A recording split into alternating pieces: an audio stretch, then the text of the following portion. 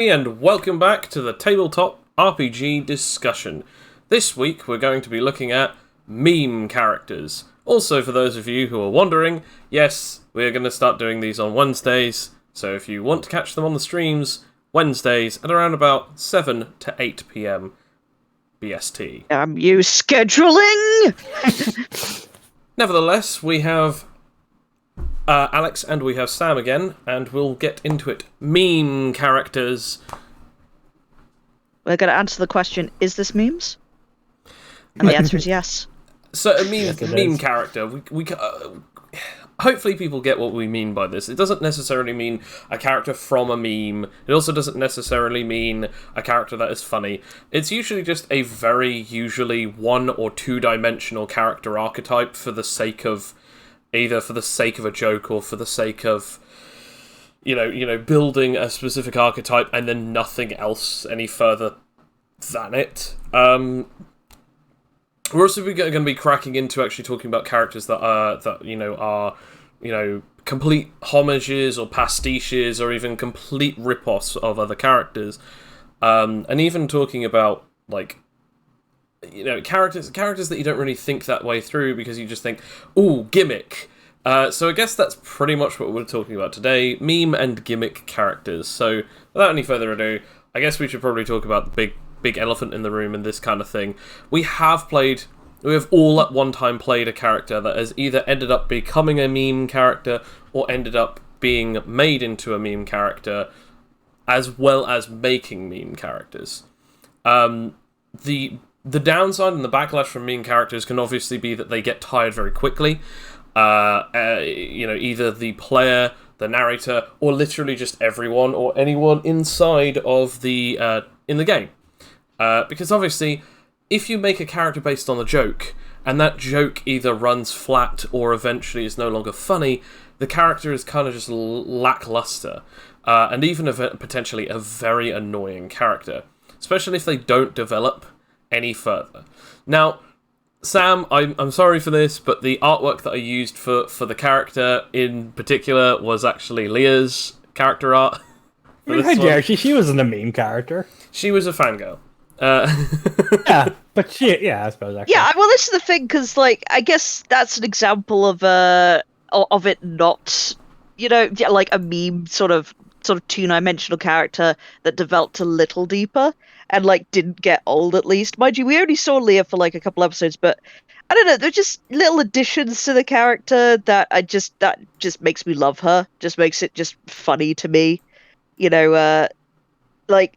like the fact that she's constantly referencing movies and stuff, and just genuinely, being naive as to what's actually going on, but raising questions we don't want to hurt the children. Do we not? It's these high moral questions. Two characters. Yeah, two characters that were probably the memeiest of all of them were obviously Leah and Bartholomew, because their entire personality was based around their entire personality was based around the archetype, and that was it. There was nothing really too much further gone. Now, thankfully, those characters did eventually develop. Now, ironically enough, Juice made the character develop a lot quicker than most, because otherwise, the character wouldn't have been able to get too much. But he still ended up having the similar personality. And we actually did have the sort of many jokes with him, but he still was a meme character. I want to play as basically a Waluigi sounding Skeletor character guy. Leah was, I want to play as the fangirl to another character. And they eventually did evolve and develop to a certain degree, but they never really evolved past that. However, thankfully, their concepts weren't based on a joke. They weren't necessarily based too heavily on this one very specific joke. So they ended up working, especially because the environment that they were in was a villain campaign. And the fact that Leah being a fangirl of a villain and not really knowing too much about how villainous they were kind of worked out in this whole issue of duality of, I really love them because they're so cool and all this lot, but at the same time, ooh, maybe that's not the best way of going about this. And obviously you then had Bartholomew, who was just, he wanted to do some wacky, zany stuff, and he enjoyed being around people who didn't really judge him, so that's why he stayed with the group. So just interesting and kind of cool all around. But those are some interesting sort of characters that we had in the villain campaign. Check it out. And good night, everybody. And That that's was quick. Job done. See you next week. It's actually really, really fun because it's like, with meme characters as well. Like, I've just remembered from a one shot we did where we did like the kill, and I did a meme character, just like purely a joke on the name. I did a projectile enhancer with hyper agility. And I made him Spanish and, have his own mariachi band following him around. And I called him Rick Oche. So, and it took you weeks to get that. So it just completely fell flat immediately.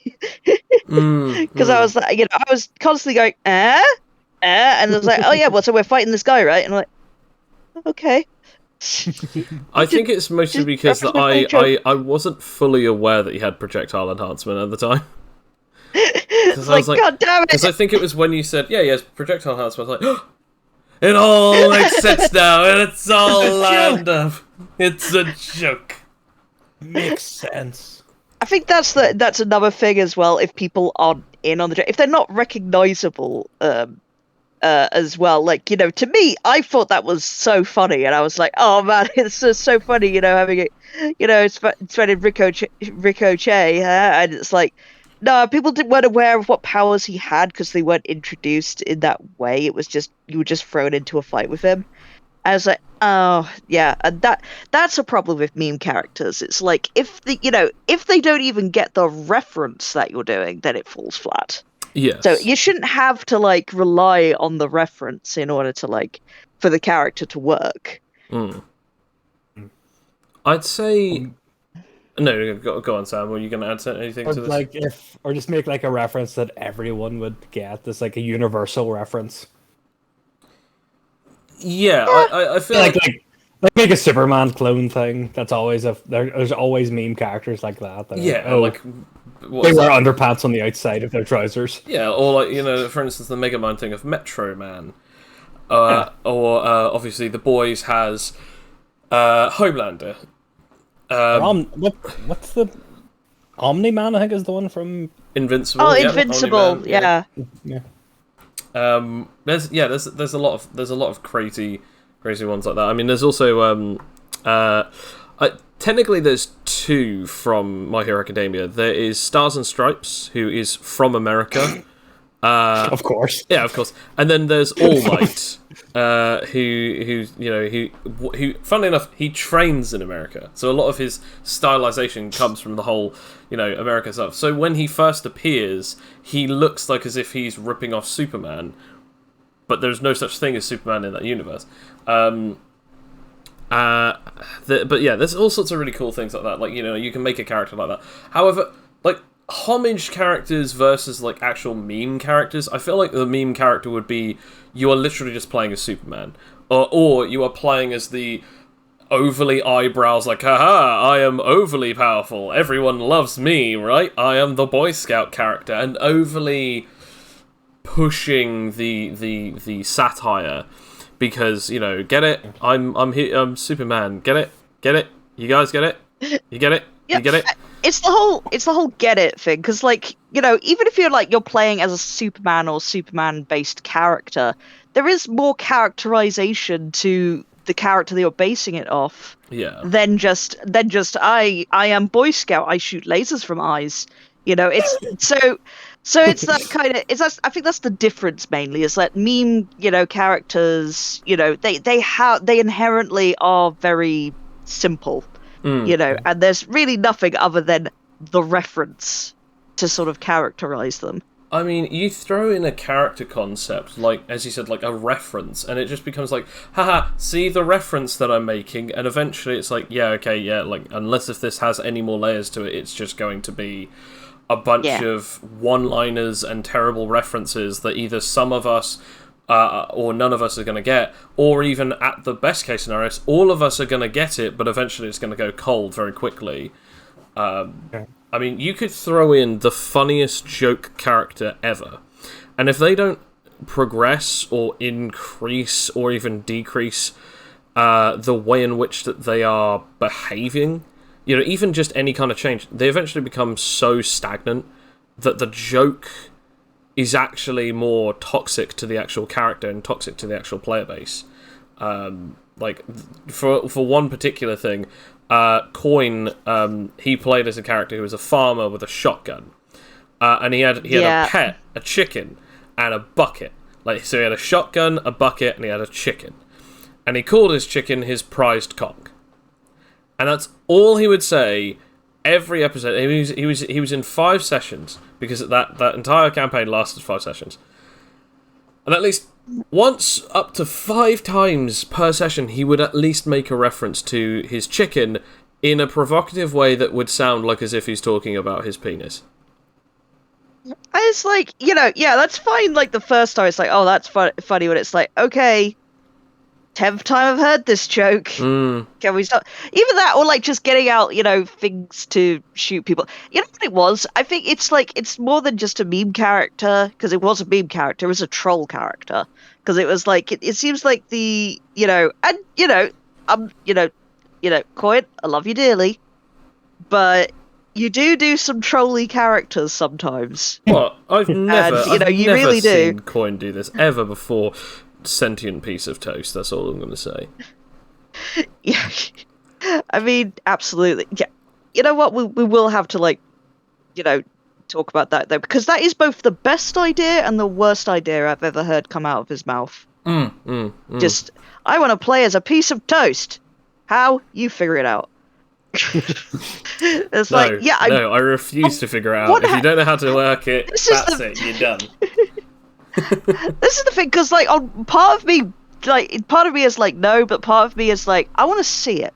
Like, I want to see it done. But man's telling me no. Yeah, it is a little bit. It's like my body's telling me yes. That's a bad reference. You shouldn't meme that as a character. Yeah, no, definitely no memeing that particular artist. Yeah, that's that. Actually, that's another thing, actually. If you ever make a meme almost so directly off of something, it can age terribly. I mean, I've only made like about 4 or 5 different meme characters, but most of them have actually... They've aged poorly only due to the fact that the memes that they're based on, nobody knows them anymore. Like, I made Half Off Oscar from Half Off Oscar's Half Off Emporium. If you don't know what that is from a sketch from Cyanide and Happiness. It is great. It is just a guy who just runs around and he just like saying, "Oh, are you tired of paying full price of things?" And then he's just like, "Oh, I'll cut it in half," and he just like chops it and it perfectly gets cut in half, and he cuts everything in half. And eventually, I was like, "That's a funny joke. I'm going to make a character on it." So I made a character who had spatial, where he could cut literally anything in half. Needless to say, that character didn't last too long. As a matter of fact, that character lasted, I think, about 2 or 3 sessions.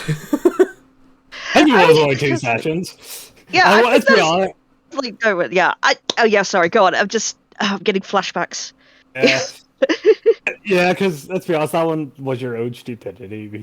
He died. Oh yeah, no, 100%. That's it. I'm just gonna go straight up to the guards and be like, "Hey, I want to come in." Down your knees. No, I'm gonna stand, Dad. The way I see it, there's like 2 ways to do a meme character. I'll do 2 deep references here. Okay. There's you remember the Simpsons episode "I Didn't Do It"? That yes, yeah. There's like that's like the basic terrible meme character where that's the whole joke is I didn't do it. That doesn't progress. And as you saw in the episode, it very quickly becomes just not funny. That's what happens to quite a lot of meme characters. Including to Bart himself, actually. That's what I mean. That's the whole point of the episode, is that you have to make a joke funny and progress it further. The way to make a great meme character is, I view it as Austin Powers, kind of. Because a lot of his jokes he does somewhat reuse, but they're always packaged differently. Makes Yeah. them still funny. Like the joke I remember that's always hilarious is the remember like the satellite that looks like a penis. Yeah, and they're just like, it looks like a giant woodpecker. I see a woodpecker. Nice big tasty nuts. I Yeah, will. those things. I will say Like, there's also another particular one that actually there's a final one which I think it's almost the Archer-esque approach of it, where a joke can, just similar to like what you were talking about, like a joke can be modeled and remodeled in all sorts of different ways, as long as people are clever with it. Like, if you've ever seen Archer, the show, it's a really good show, I recommend it. But one of the things that they do is every now and again they will make jokes about the characters, and they will have running gags. But the interesting thing is, after a certain point, some of the gags just get dropped, because they start evolving, they start getting different, they start getting better, or because of the stuff around them just doesn't work with what they what they're originally creating, so they move on. And the reason why I bring this up is because certain jokes still exist. Like in the first season, they show off the joke of Archer's taking a drink, someone tries to speak to him, and he just holds up one finger in front of their face until he is ready to continue talking because he is still drinking. That joke is used almost every single season, including the most recent season, where at one point he meets a character, he meets a character who is related to him, and she walks up to him, and he's about to speak to them. They put their hand up and continue drinking until they are finished, making him wait. Now, this is an interesting thing that continues on, but that's a joke that continues going on, a character that can keep running gags going. And I think that the best type of meme character is one that eventually grows outside of their meme, and they have to do it very quickly, or at the very least, their personality cannot be solely based on the joke. So, half off Oscar, and Johnson & Johnson, the character that Oh my god, yeah, I forgot that his name was Johnson & Johnson. something like that. Oh, But is that John Johnson or John something? Johnson, I'm like, that's yeah, it, John Johnson. we get it. It's a penis. And That's a it was that thing of those two characters never moved past their jokes. And because they kept going on and on and on and on, we're always going to remember them as the characters that ended up or died, never having their characters actually change, morph, or resolve. So the best thing to do is, as soon as you've created them having those jokes, make it that that's not their only personality. Meme characters basically don't have a personality very far outside of their original concept. And that's so dangerous, because it not only makes it unbearable for everyone else around them, but it also creates that sort of stagnation very quickly of, okay, where do I go now, without it seeming stupidly meta that the character just has a complete personality shift. So, hence why I like the way that Leah and Bartholomew are done, because although that they had their gimmicks, they still had personalities. They still knew, oh, we're going to have to talk to other players outside of the jokes. It worked well enough. The thing of Bartholomew's character that I think, stands out the most to me is a bit of development, which was, which also was in character and very funny, was that, Toxie just, like, having a go at them for naming one of their inventions, with another bone-based pun. And then just, like, Bartholomew just losing it and going, I'll call it what I want! Yeah, I can't what I want. Yeah.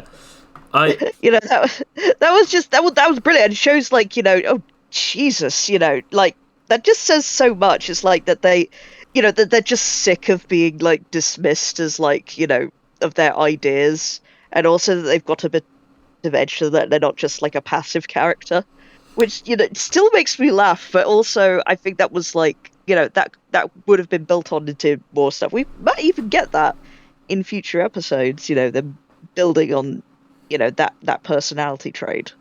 Yeah, no, absolutely. I will say the struggle that a lot of meme characters have, and I know this from experience because I have made a few characters that once they get past a certain point, it's just, there's not really much going for it. Is not only development but also like they have to have some kind of a goal past the meme. So I mean, if you want to make a character that like every now and again, haha, makes a joke about cutting things in half, or a joke about like, oh, how they have a chicken and they call it their cock. But make them have a goal, an actual thing outside of this. It's something like that. And even having it that I ever since that character, actually, funnily enough, ever since Coin's character, I always think to myself, how do I imagine my character talking to another character in a simple situation, like talking to someone in an office, talking to someone at a meeting, talking to someone when they're on the subway and they have to make small talk, that kind of thing. Because if I can't imagine them saying anything other than their joke, I know that they need more personality. And that's sort of weirdly enough, that sort of like helps ground the character a bit.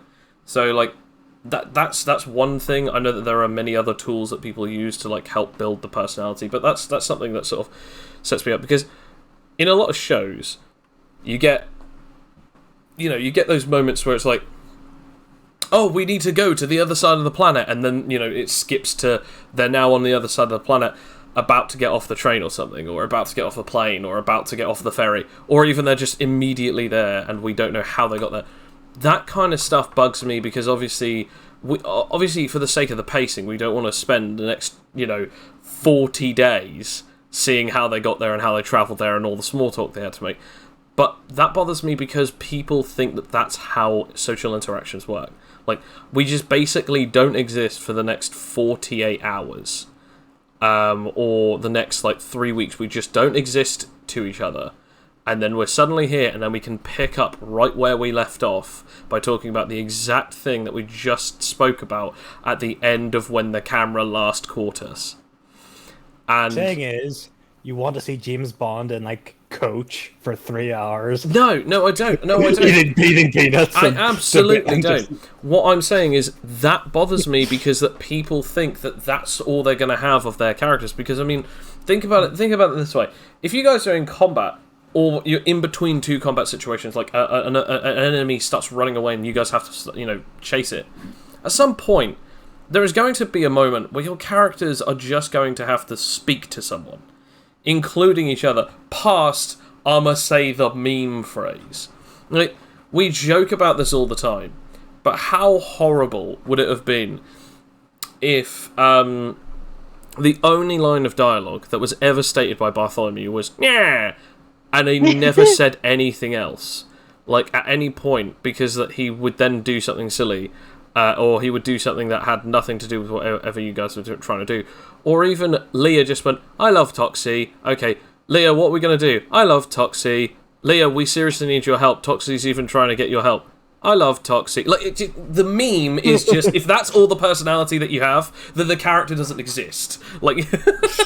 You're playing mechanics, sir. It is not a role-play game. What role does this make sense? So it's just, obviously, having that kind of thing. I get very easily fired up about that.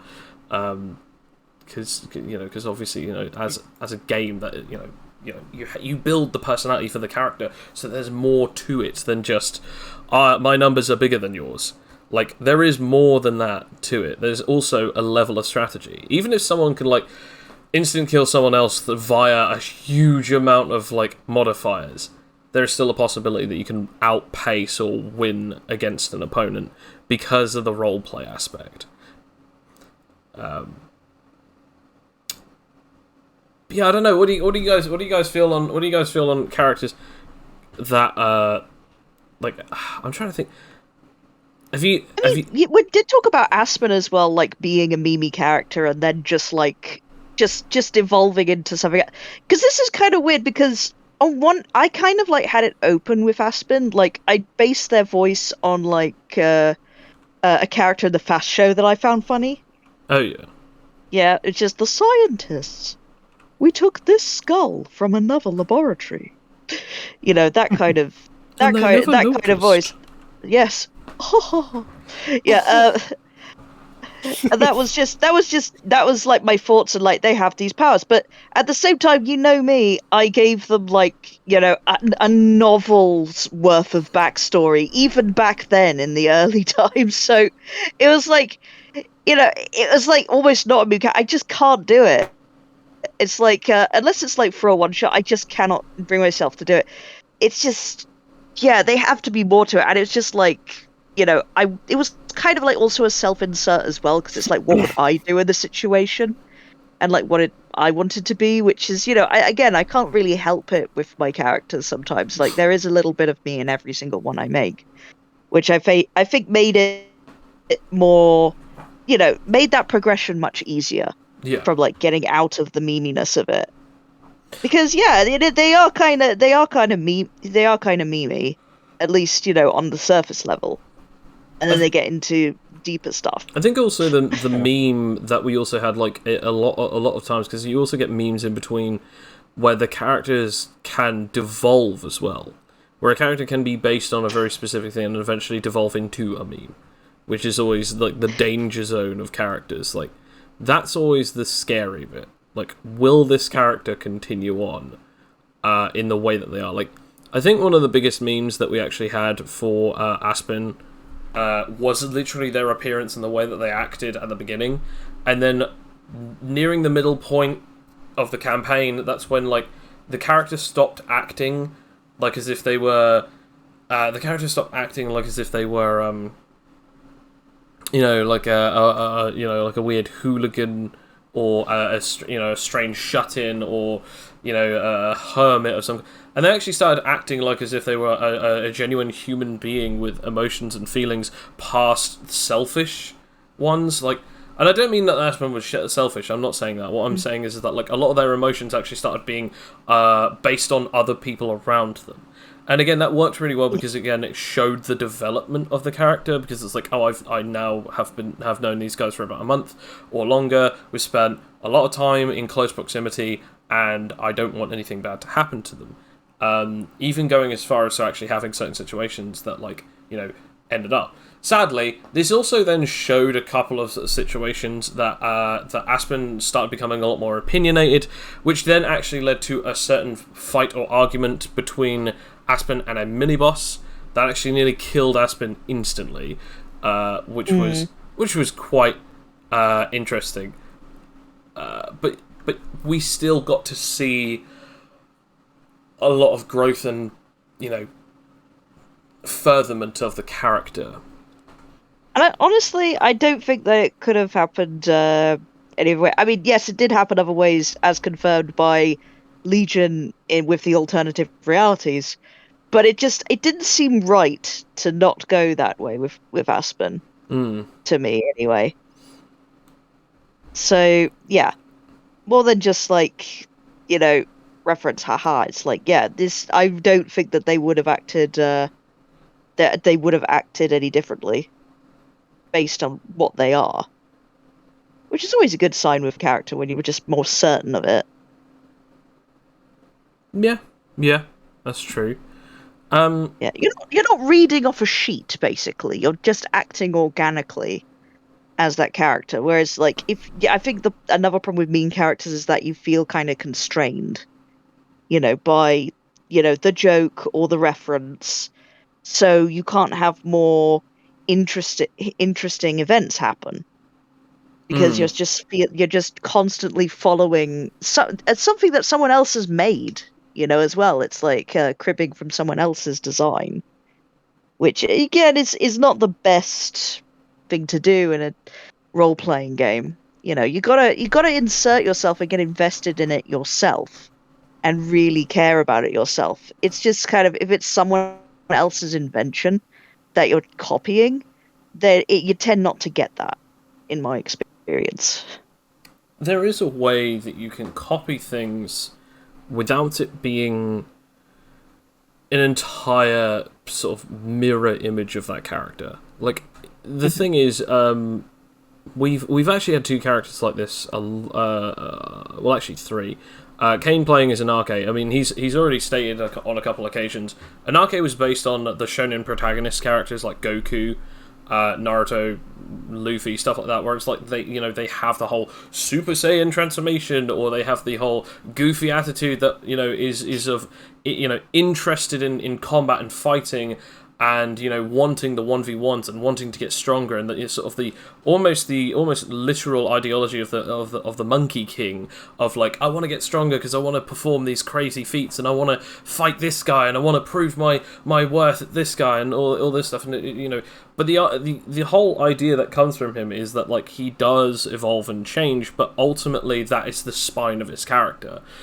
He wants to fight other people. He wants to get stronger. And that's the thing, like, that can work very well, because the character is a constantly moving forward character. Now, there are other different builds like this, like the as you said, like the mad scientist, where it's like they always want to, that maybe they want to try and learn something. So, like they want to, I don't know, find a cure to this particular disease, or they want to, perform all of these different types of surgery, so they're going around the world looking for people who need them, or or even trying to spread the word of this particular ability of themselves, that they are the only one who can heal all things, or something like that. It can start at any level, because you could be max level and still have it that nobody in the world knows who you are. So your goal is to go around the world and help people using your incredible godlike abilities. Or you're at level 0, but your goal is to get strong enough to be able to shine out amongst everyone else, and then eventually prove and provide evidence of your new capabilities. Combat, can be the way forward, but it isn't the only one. I mean, I know, for instance, like, one of the ones that Bill was doing with the character called Nathan, he was trying to steal as many powers as he could, but not because he wanted to become the most powerful being in the world or anything, because that he wanted to figure out how to cure literally everything. He wanted to be able to cure all diseases, all injuries, all ailments. He wanted to cure even what it is to be a specific type of race or creature. Like, if someone felt that they were not who they are in their body, then he would be like, fine, tell me the type of body that you want, and I will give you a new one. And that was his goal. His goal was to basically become the ultimate and visionary, to allow people to transist or transcend the very things that they were stuck with. And it all stemmed from the fact that his grandfather was horribly disfigured via a mutation.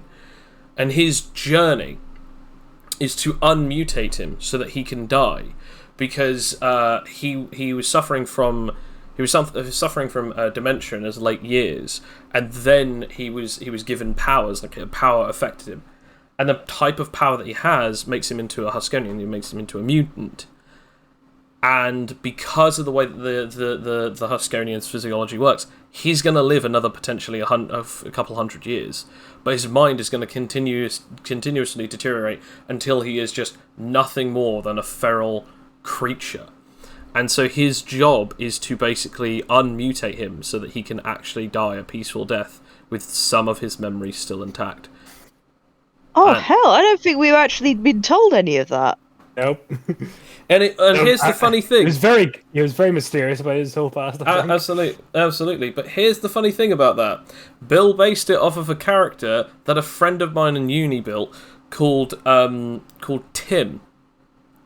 And Tim was a Huskonian, and the only few things that he would say is, I have a grandson named Nathan. He's a doctor, And my brother just went, right, I'm going to build a character based on that. Yes, that is the whole thing. And if you that made the meme so sad. Yeah. He turned a meme into an actual genuine thing. This was the only phrase that he said, right? Yeah, right. I'm going to be called Nathan. That's my character. My character is going to be... He goes, also, he's not going to be a real doctor. He's going to have gotten, like, a fake doctorate. He's got a fake PhD, or at least a PhD from like an online university sort of thing, and it's not really recognised in many places, if anywhere. But he just has it to prove to his grandfather that he is a doctor. Before he started completely losing his mind, so it's this thing of like, oh, that's really quite sweet, and then he gets incarcerated for a crime that he committed to attempt to basically start his journey on stealing, or at least taking, powers and abilities to further his collection so that he could eventually cure everything. That is the perfect way to either turn a meme into the ammunition for your character, for your backstory, to actually be able to change that and actually turn it into a something thing. Now, I'm not saying that you have to turn a meme into something darker. Now, obviously, you don't have to. But in that situation, that's what he did to make it sort of work. That being said, characters can devolve into memes, and characters can evolve from the memes. Alex, I think you posted this, or I posted this when we were talking about it. That comic, that panel of comics from the D&D joke, where it's like someone was playing as Slappy the Clown or something like that. Yeah, with his cream pie magic missile. Yeah, Yes. And then like about what is it? Like there were like 100 sessions in. There's the tragic death of Slappy the Clown saying, "Go ahead, Yeah, he's go holding ahead, I'll hold it back." He's holding up a boulder that's like about to crush everyone. It's like I love you. I know. I have always known. And then they kiss, and then as they're all running away, he's about to be crushed as a tear goes down his one eye because he's now got an eye patch for some reason. It's just like as a tear goes down his one eye. Yeah, I think the eye patch is just it's priceless. That's so true. That is like so true of every campaign. It's like of a campaign like going like more mature and like evolving over time. It's like once someone's lost a limb, usually me. And then it's like, oh no, it's different. It's different now. I think it's a lot more different when it actually feels like it has a consequence. Because your character losing an arm just made them better. That's true. Although I am trying to play it off a bit that, Rakia is just incredibly embarrassed by it. And that's going to be her, like, everlasting ailment. I think the character that was perfectly scarred in any particular thing was actually, funny enough, was actually Phileas. I was going to say Hawk, but we never actually really got to sort of indulge in that. But I was going to say Phileas. Phileas, who had, like, he was untouched by almost every attack, because he was like a freaking tank and he could always heal himself. There's a moment that he gets, jabbed into the back with his own axe, and it actually causes a horrible scar on his back. And later on, when he's fighting against Ten, he blows himself up, and because he's part Phoenix, he was able to resurrect.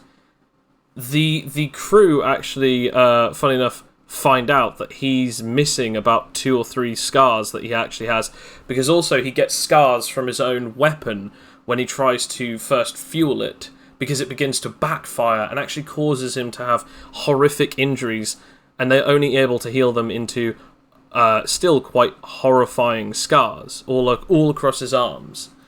And so when he uses the Phoenix Rebirth ability, all of his scars are gone. And it was just a kind of interesting thing of like, I am now reborn. And it was just a really fascinating sort of way. The only other time that we've actually seen like scars actually affect a character outside of the streams was Alan, who actually lost both of his arms and then had to have them regrown by another character who had biomass. Oh god, yeah. And and also he lost an eye, which he lost for quite some time. Had to roll disadvantage for quite some time. Yep. Actually, you know what? The one character that really did have the first consequences of my actions was when Dr. Satine, not a real doctor as well, lost his hand, and it's like there was no resolution to that for a long time. It's just you don't have a hand anymore, and I'm like, that's cool. And then I don't know what it was. I think it was like with the power of effigy manipulation, effigy animation, and reanimation or something. Like he managed to get an electric hand, one that's like the one that could appear, and it made, it was like from I think a lightning mimic. Something it was like an powered by something like that. electrokinetic stone, and it was like a prosthetic plate that was like placed onto the stump, and it that was cool. Yeah, that I quite liked that, because that actually meant that there was a thing where it's like for about 2-3 sessions your character straight up just didn't have a hand, and therefore it's like, oh, we need to start climbing or something, and it's like, I can't do that. Thankfully that didn't happen, but there were a couple of moments where it's like, oh, you need two hands for this. Like, well, I can't do that. That was pretty fun, and it was just sort of like, it was sort of, that became a kind of a meme as well. It's like, can things get any worse for Satine?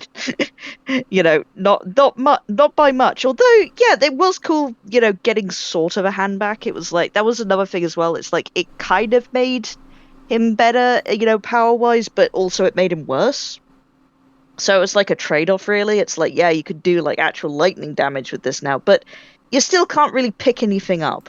You still can't really scale walls, with this lightning hand. It's just not going to happen. I think another one was like an actual decent sort of meme-ish sort of thing that happened is you made a character called Cover, Sam, who is based on the Super Sentai and Batman. I don't think it was Super Sentai, really. I think it was just Batman. You also showed a picture of an anime character as to what he looked like, though. I honestly, that's the thing as well. He had no backstory. I literally cannot remember what he looked like, except he had a cape. And I think at one point he did wear a wig to confuse people. The only backstory that we actually gave him, because we had to actually give some context, was he was friends with Simon Lime, another character who basically was helping them find this organization. It's like, oh yeah, I've got a man on the inside, he's a good friend of mine, and then that was it. And it was like, that was the introduction for your character. It's like, he doesn't know too much about you prior to it, or at the very least he doesn't want to tell the party anything. But yeah, pretty much his backstory was, at some point I donned this cape and now I fight crime.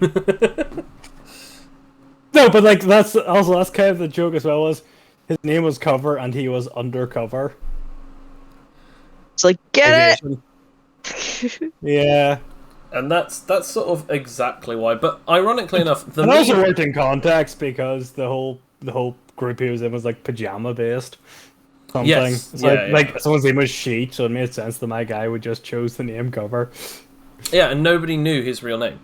That legitimately was his whole including facade. Me. Like, yeah. This was just a character that came from that made greatness from literally nothing, except for the fact he had a cape. Exactly. He became the greatest of us. I will say this.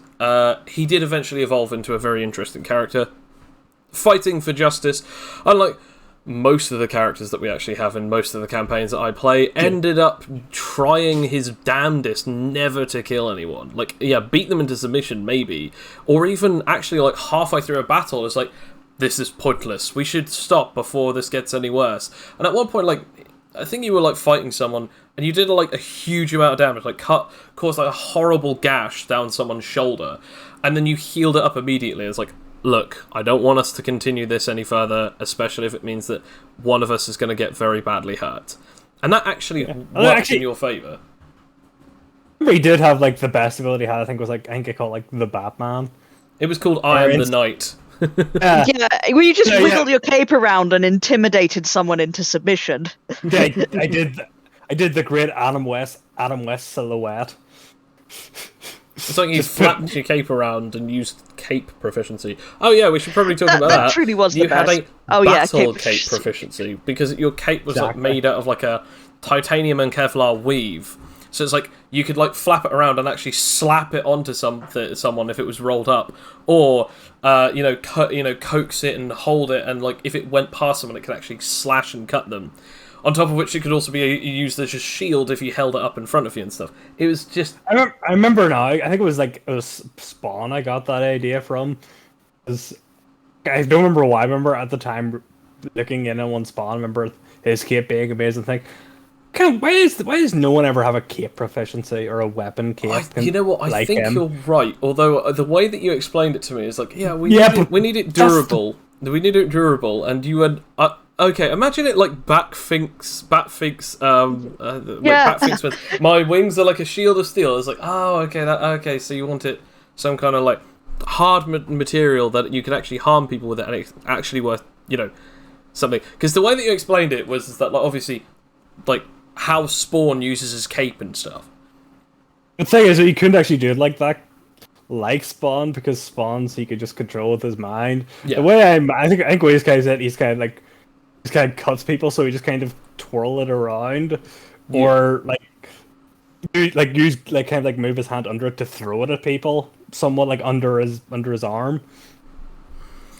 This is exactly what I mean about this character, because this character seemed like a whole sort of joke meme character, and actually ended up turning out to be a thing where it was like when your character ended up dying, at least two characters were two characters and two, if not three players were incredibly sad, because both Aspen and Legion, Alfie and Alex's characters, they were very sad. Obviously Sam, you were very sad, but everyone else was like, who is this guy? Like, he's only just showed up in this session and he just killed himself. I mean, this is the thing, because we had, like, separate sessions, you see, and it was because of scheduling, but also kind of an experiment of, like, half the group goes and infiltrates, this mafia-type group, that's pajama-based, and the other half goes and takes on some other, characters, on the other side of town. And, they end up having their own adventures, and that was kind of cool, and the interplay between us. But that meant that my character and Alfie's character, Legion, had more of a relationship with cover. And we didn't stream the thing either, so we were completely ignorant as to what went on, in our sessions. So, and we got to see cover, well, at least on a meta sense, we got to see cover do these, incredible things.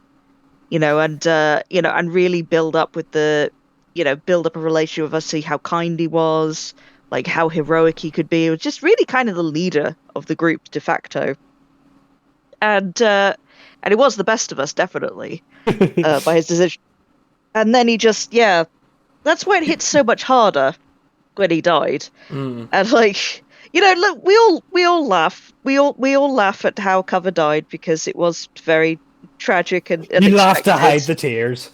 Yes, it was. That's exactly why we were laughing. Hilarious. I mean, I want to point out, Bill stood there for a second. Was like, "What just happened?"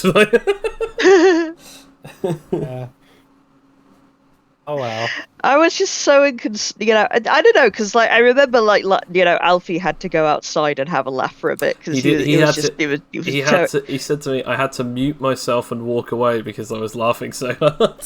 Yeah, I was like, that's the thing, because I was this began my series of Sam, reactions, because I was just sort of like, I was angry. I guess I went through all the stages of grief at once. It was just like denial, anger, more anger, and then sadness, and then acceptance.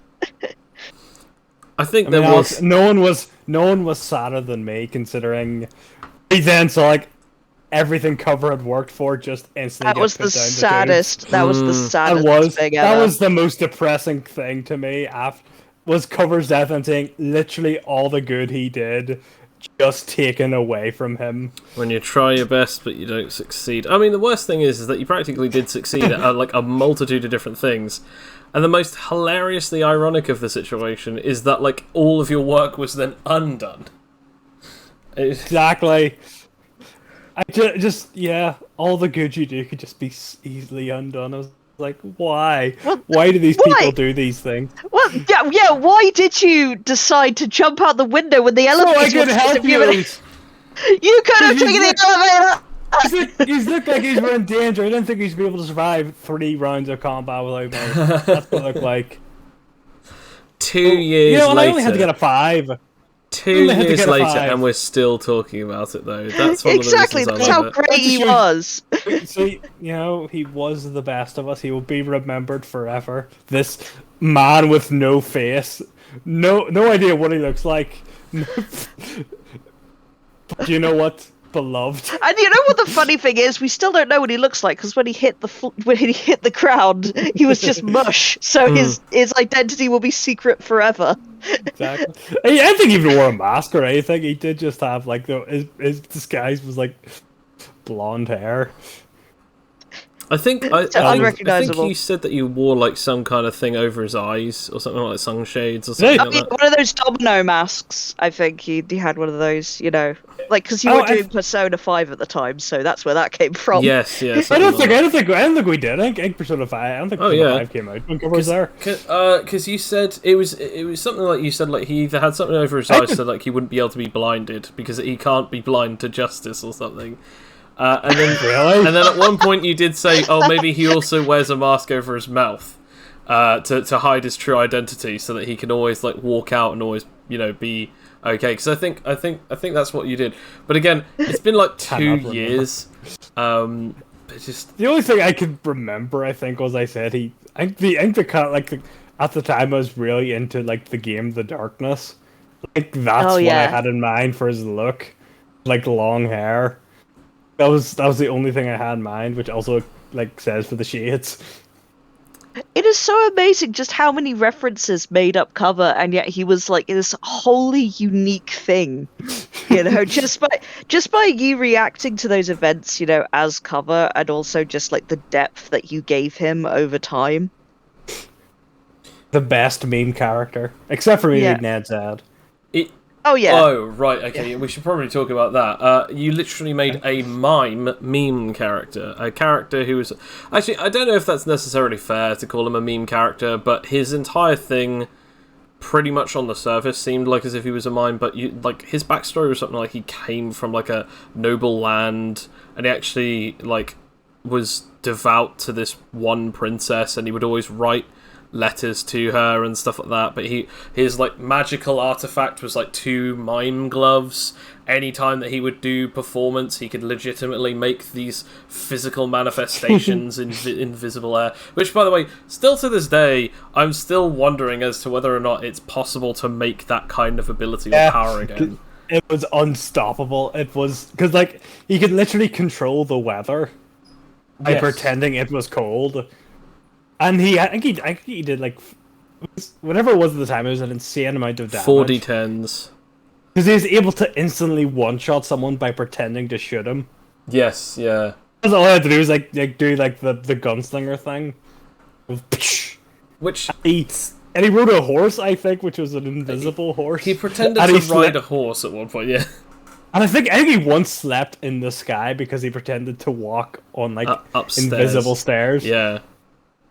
Oh, he was. He also pretended that there was a large air balloon and net around like a huge pile of books, and so he was just like carrying. He was like carrying an entire like set of books in an invisible pretend net, and also like holding a fake balloon that he just then pretended to blow up, and then he was like pretending that it started taking him away, which lifted him off the ground. Ned. I miss that character so much. This is why mimes are unstoppable if they're Actually, the reason I made him was because like Shaolin Showdown. Yeah, I saw that episode and I'm like, wait a minute. Yeah, I think I made that character not long after I rewatched the entire series at some point. I remembered just how powerful mimery is. In fact, we even included the idea if someone knows they're doing a mime, you can actually mime back and stop him. Because Remember, Yeah, like, 'cause so that's like, how if they he, get into it. Yeah, that's how Yes. they resolve it in the show. Like they just said, like, "Oh, we're trapped in this invisible box." So, like, well, I'll just imagine an invisible door, and exactly, it opened. Yeah. yeah, you just have to mime a door. There were two weaknesses to that power that I remember of. There was obviously that one where it's like if someone can pretend along with you, they can basically manifest stuff around you, as long as you are able to see it, or at least observe it, so see or hear it. The other one was if the character actually spoke, they would lose the abilities from the gloves for 1d4 minutes. But if they actually explained what the powers of the gloves were, they would lose them for 1d4 days. Yeah. I think at one point, That's crazy. the only time he ever actually spoke was when they mocked his princess lady. Yes. And then you just full on slapped it, didn't you? Like took the glove off and just slapped him. Yeah, I did the joke thing of like challenge you to a duel by taking the glove off. By the way, that was the guy who just one-shotted, by the way, just so he's aware of that. The guy who said, "Yeah, I will accept your duel." Down. Almost dead. Fastest Man, mime hands in the West. Why you don't screw with mimes? All powerful. Beings of unimaginable power and destructive capabilities. How else to end this episode than talking about a memey mime or a mimey meme? Thank you very much for listening. I think this has been an interesting episode to talk about. And remember, listeners, don't let your dreams be memes. Live them. Yes. Any last words, Sam? Yeah, never forget your past characters. They'll always live on in you. Even the bad ones. And don't be Even the afraid. mean ones. Don't be afraid to bring them back. But of course, if people hype them up too much, sometimes I guess it's just so hard to live up to the meme. Thank you very much for listening, and obviously, as always, have a wonderful night. Bye. See you in the future. So I guess I should now say ciao ciao